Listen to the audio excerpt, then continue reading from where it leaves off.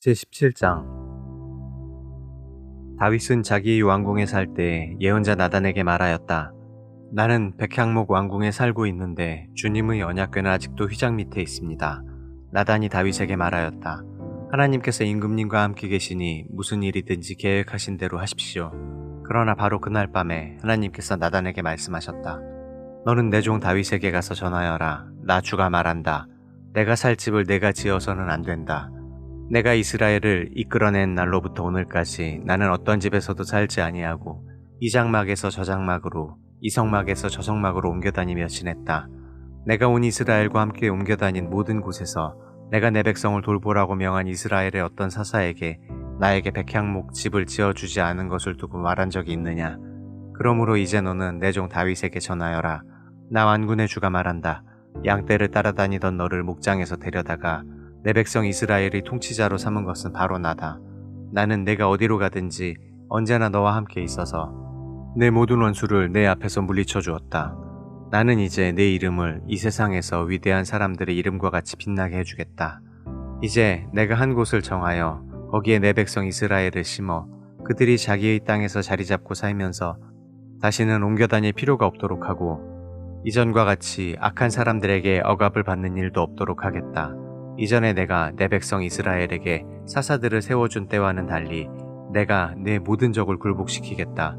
그뿐만 아니라 나 주가 내 집안을 한 왕조로 세우겠다는 것을 이제 네게 선언한다. 내 생애가 다하여서 내가 너희 조상에게로 돌아가게 되면 내가 내 몸에서 나올 내 아들 가운데서 하나를 후계자로 세워 그 나라를 튼튼하게 하겠다. 바로 그가 내게 집을 지어줄 것이며 나는 그의 왕위를 영원토록 튼튼하게 해주겠다. 나는 그의 아버지가 되고 그는 나의 아들이 될 것이다. 내가 내 선임자에게서는 내 총애를 거두었지만 그에게서는 내 총애를 거두지 아니하겠다. 오히려 내가 그를 내 집과 내 나라 위에 영원히 세워서 그의 왕위가 영원히 튼튼하게 서게 하겠다. 나단이 이 모든 말씀과 계시를 받은 그대로 다윗에게 말하였다. 다윗 왕이 성막으로 들어가서 주님 앞에 꿇어앉아 이렇게 기도하였다. 주 하나님, 내가 누구이며 내 집안이 무엇이기에 주님께서 나를 이러한 자리에까지 오르게 해주셨습니까? 하나님, 그런데도 주님께서는 이것도 오히려 부족하게 여기시고 주님의 종이 집안에 있을 먼 장래의 일까지 말씀해 주셨습니다. 주 하나님, 주님께서는 나를 존귀하게 만드셨습니다. 주님께서 주님의 종을 아시고 주님의 종을 영화롭게 해주셨는데 이 다윗이 주님께 무슨 말씀을 더 드릴 필요가 있겠습니까? 주님께서는 주님의 종을 살피시어 주님께서 세우신 뜻과 목적대로 하셨습니다. 주님께서 이처럼 크나큰 일을 하시고 이 모든 일을 알려주셨습니다. 주님, 우리의 귀로 다 들어보았습니다만 주님과 같은 분이 또 계시다는 말은 들어본 적이 없고 주님 밖에 또 다른 하나님이 있다는 말도 들어본 적이 없습니다. 이 세상에서 어떤 민족이 주님의 백성 이스라엘과 같겠습니까? 하나님이 직접 찾아가셔서 이스라엘을 구하여 내시고 주님의 백성으로 삼아서 주님의 명성을 드러내셨습니다. 그들을 이집트에서 구하여 내시려고 크고 놀라운 일을 하셨고 주님의 백성이 보는 앞에서 뭇민족을 쫓아내셨습니다. 주님께서는 이렇게 주님의 백성 이스라엘을 영원히 주님의 백성으로 삼으셨고 주님께서 그들이 하나님이 되셨습니다. 주님께서 주님의 종과 이 종의 집안에 약속하여 주신 말씀이 영원토록 이루어지게 해주십시오. 주님께서 말씀하신 대로 해주십시오. 그리하여 사람들이 이스라엘의 하나님은 만군의 주요 이스라엘을 지키시는 하나님이시다 하고 외치며 주님의 이름을 굳게 세우고 영원토록 높이게 하시고 주님의 종 다윗의 집안도 주님 앞에서 튼튼히 서게 해주시기 바랍니다. 나의 하나님, 주님께서 주님의 종에게 이 종의 집안을 한 왕조가 되게 하시겠다고 계시하셨기 때문에 주님의 종이 감히 주님께 이러한 간구를 드릴 용기를 얻었습니다. 그리고 이제 주님께서는 참으로 하나님이십니다. 주님께서는 주님의 종에게 이와 같이 놀라운 약속을 하셨습니다. 그러므로 이제 주님의 종의 집안에 기꺼이 복을 내리셔서 나의 자손이 주님 앞에서 영원토록 대를 잇게 해주시기 바랍니다.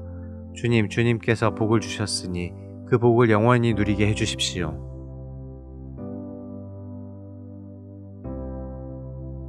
제18장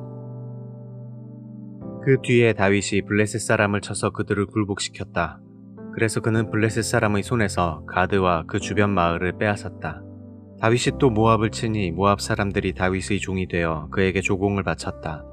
소바왕 하다데셀이 유프라테스 강 쪽으로 가서 그의 세력을 굳히려 할 때 다윗이 하맛까지 가면서 그를 무찔렀다. 다윗은 그에게서 병거 1000대를 빼앗고 기마병 7000명과 보병 20000명을 포로로 사로잡았다. 다윗은 또 병거를 끄는 말 가운데서도 백필만 남겨놓고 나머지는 모조리 다리의 힘줄을 끊어버렸다. 다마스쿠스의 시리아 사람들이 소바왕 하다데스를 도우려고 군대를 보내자 다윗은 시리아 사람 22,000명을 쳐 죽였다. 그리고 다윗이 시리아의 다마스쿠스에 주둔군을 두니 시리아도 다윗의 종이 되어 그에게 조공을 바쳤다. 다윗이 어느 곳으로 출전하든지 주님께서 그에게 승리를 안겨주셨다. 그때의 다윗은 하다데스의 신하들이 가지고 있던 금방패를 다 빼앗아서 예루살렘으로 가져왔다. 또 다윗은 하다데셀의 두 성읍 디브핫과 군에서는 노쇠를 아주 많이 빼앗아왔다. 이것으로 솔로몬이 바다 모양 물통과 기둥과 놋그릇을 만들었다. 하마당 도인은 다윗이 소바왕 하다데셀의 온 군대를 쳐서 이겼다는 소식을 들었다. 그는 자기의 아들 요람을 다윗 왕에게 보내어 무난하게 하고 다윗이 하다데셀과 싸워서 이긴 것을 축하하게 하였다. 하다데셀은 도이와 서로 싸우는 사이였다. 요람은 금과 은과 놋으로 만든 물건들을 가져왔다. 다윗 왕은 이것들도 따로 구별하여 에돔, 모압, 암몬 사람, 블레셋 사람, 아말렉 등 여러 민족에게서 가져온 은, 금과 함께 주님께 구별하여 바쳤다. 스루야의 아들 아비새가 소금 골짜기에서 에돔 사람 18,000명을 쳐 죽이고 에돔에 주둔군을 두었다. 마침내 온 에돔 사람이 다윗의 종이 되었다. 다윗이 어느 곳으로 출전하든지 주님께서 그에게 승리를 안겨주셨다. 다윗이 왕이 되어서 이렇게 온 이스라엘을 다스릴 때 그는 언제나 자기의 백성 모두를 공평하고 의로운 법으로 다스렸다.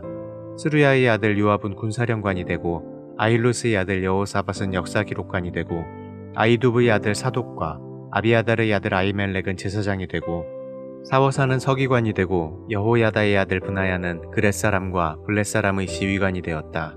다윗의 아들들은 왕을 모시는 대신이 되었다. 제19장 그 뒤에 암몬 사람의 왕 나하스가 죽고 그 아들이 뒤를 이어 왕이 되었다. 다윗은 한운의 아버지 나하스가 나에게 은혜를 베풀었으니 나도 나하스의 아들 한운에게 은혜를 베풀어야겠다 하고 말하며 신하들을 보내어 고인에게 조의를 표하게 하였다. 그래서 다윗의 신하들이 한운을 조문하러 암몬 사람의 땅에 이르렀다.